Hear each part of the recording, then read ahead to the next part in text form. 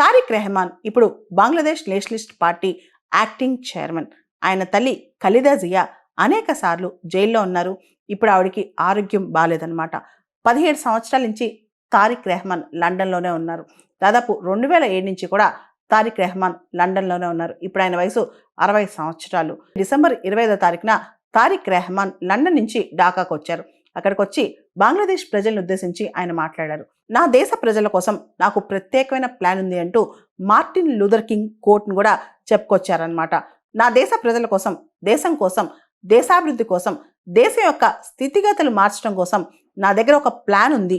మీరందరూ హింసను విడాలి, స్టేబుల్గా ఉండాలి, పీస్ కావాలి అని చెప్పి ఆయన ప్రబోధించారనమాట.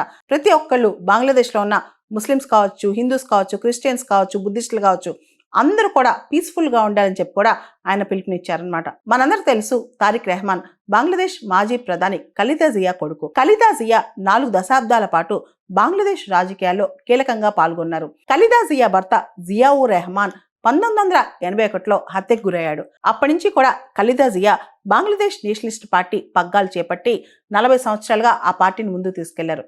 ఇప్పుడు ఆవిడ కొడుకు తారిక్ రెహమాన్ ఒకవేళ గనక బంగ్లాదేశ్ నేషనలిస్ట్ పార్టీ గనక ఎన్నికలో గెలిస్తే ప్రధాని అయ్యే అవకాశం కూడా కనిపిస్తోంది.